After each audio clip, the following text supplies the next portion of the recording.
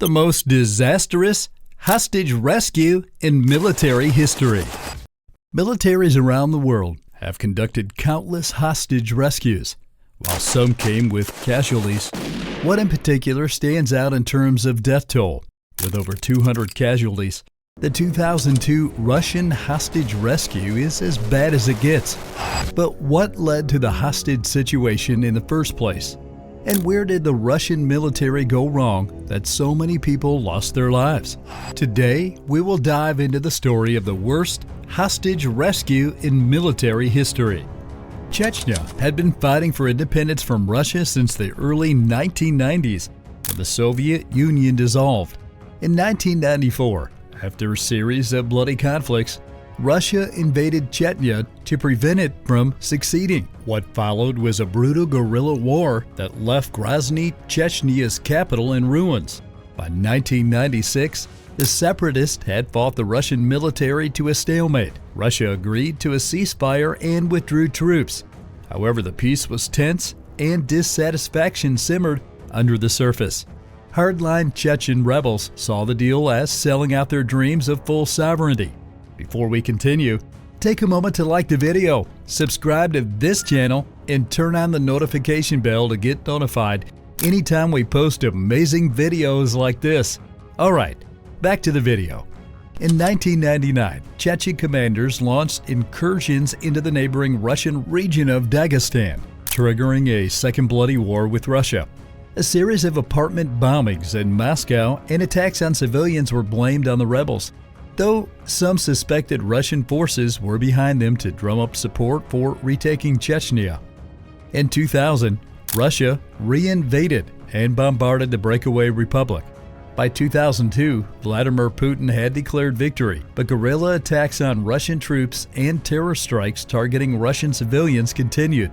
Between June 2000 and October 2002, Chechen rebels had already perpetrated several shocking terrorist attacks, including the hijacking of a Russian plane, multiple Europe-bound truck bombs, and the seizure of a Moscow theater packed with 850 people in what became a hostage standoff. It was in this climate of terror that the Chechen militants made the fateful decision to take over the Dubrovka theater, leading to a crisis that showed Russia still had not learned how to effectively respond to hostage takers even as the cycle of violence escalated. On the evening of October 23, 2002, a sold-out crowd of over 900 people gathered at the Dubrovka Theater in Moscow for a popular musical. The second act was just underway when around 40 to 50 heavily armed militants entered the theater dressed in camouflage military attire. Initially, some audience members believed it was part of the show, until one of the rebels fired his AK-47 into the ceiling. Pandemonium broke out as the terrorists declared they were Chechen separatists taking everyone hostage. They allowed the orchestra members to flee before corralling the panicked crowd into the front rows under gunpoint. The militants strategically seized defensive positions.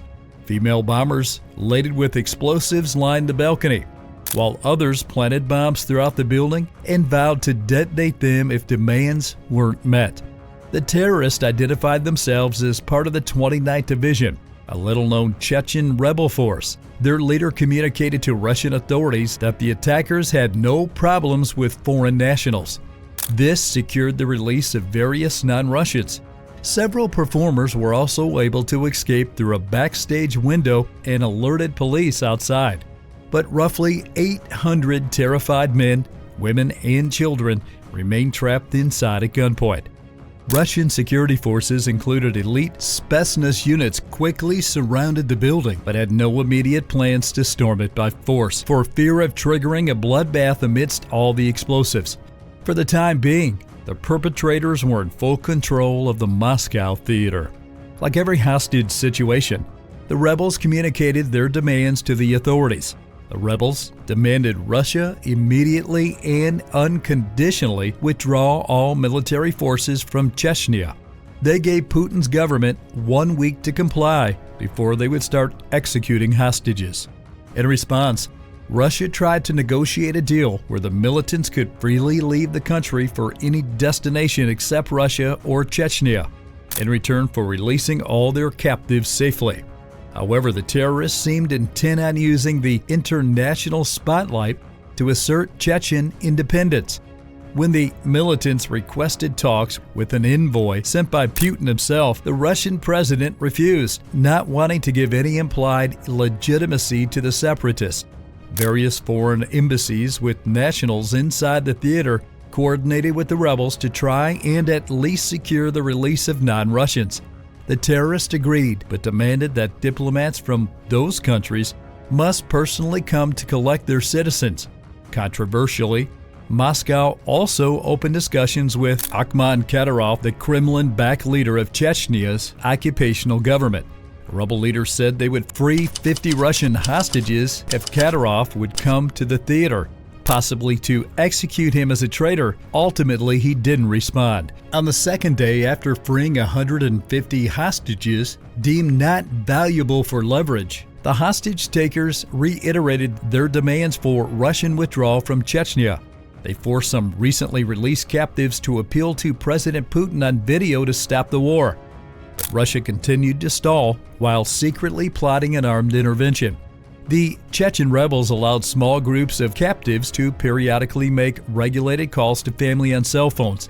Conversations revealed how the desperate terrorists were equipped with grenades, explosives, and crude devices seemingly prepared for a dramatic fight-to-the-death standoff. As a form of psychological pressure, the militants frequently reminded hostages that the building was rigged with bombs powerful enough to bring the entire theater down on their heads.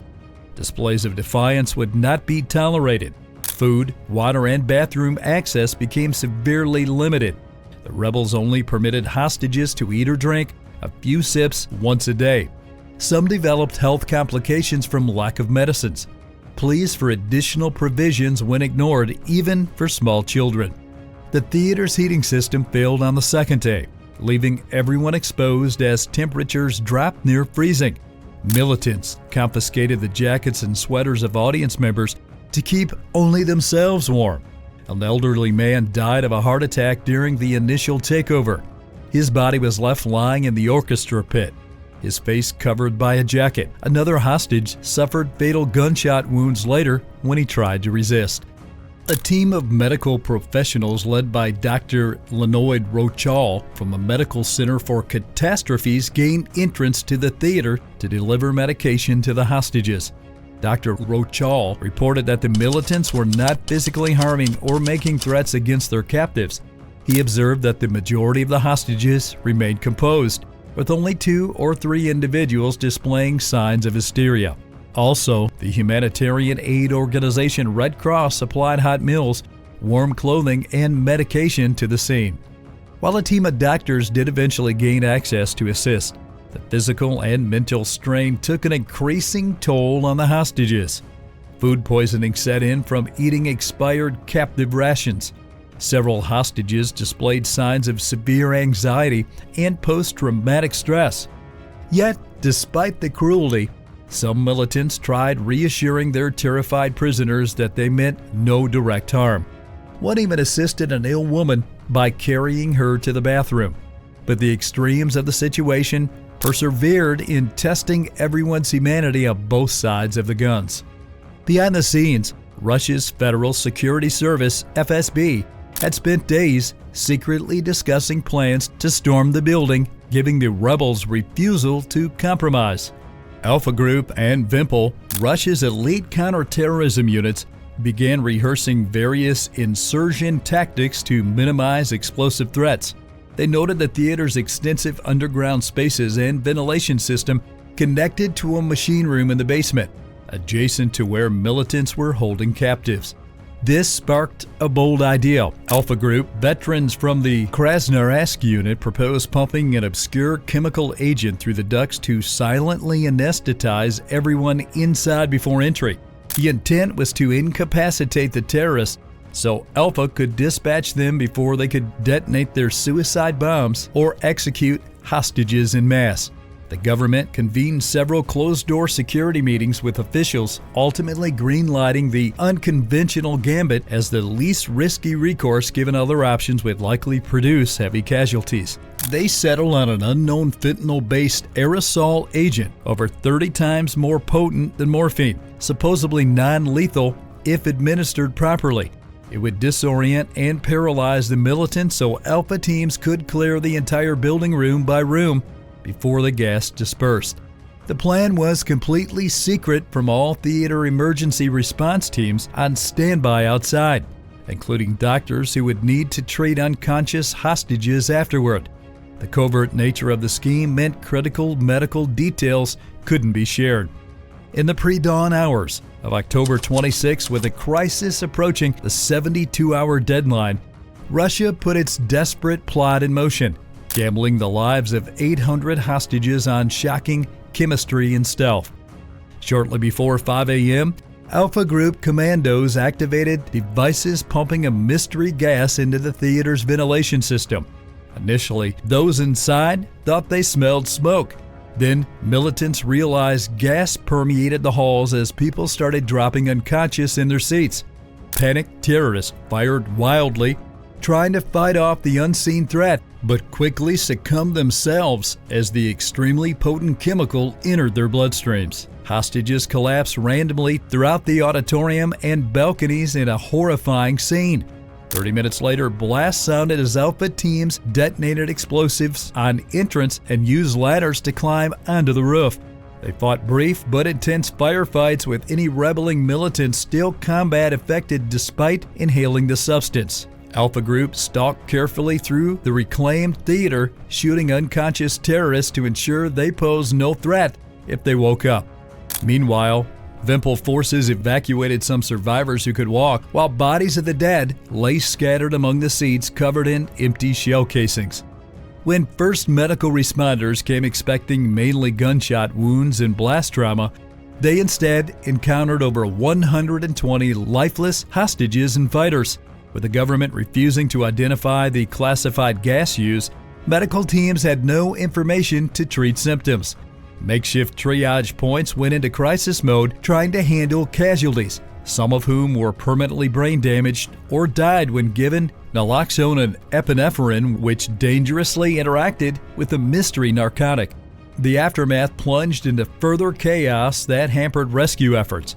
The government hailed the operation as a tough but necessary success. However, the extreme secrecy, friendly fire deaths, use of dangerous chemicals, lack of emergency preparedness, and preventable hospital fatalities highlighted glaring failures that would provoke lasting controversy. The use of the potent mystery narcotic agent provoked immense controversy. The government refused to identify the gas for nearly a decade until finally conceding it was a fentanyl derivative. The secrecy led to inappropriate emergency treatment, worsening casualties. It remains disputed whether more hostages died from suffocation or overdose from the gas itself, or were killed by the militants. Similarly, uncertainty continues over the exact overall death tolls from the incident, which range from 120 to over 200. A public investigation accused Moscow of failing to first attempt talks before resorting to force. Questions remained about whether the militant leader was secretly in contact with Russian negotiators shortly before the raid, suggesting a violent intervention may have been avoided. Domestic and international human rights groups allege that Russian authorities employed excessive force and failed in their duty of care towards hostages. Lingering health issues persisted for both surviving captives and liberator forces due to inadequate precautions when using the hazardous gas. The traumatic theater incident further inflamed tensions of the Second Chechen War. Outraged over perceived Russian brutality fueled a new wave of separatist terrorist attacks like the Beslan school siege and Moscow metro bombings.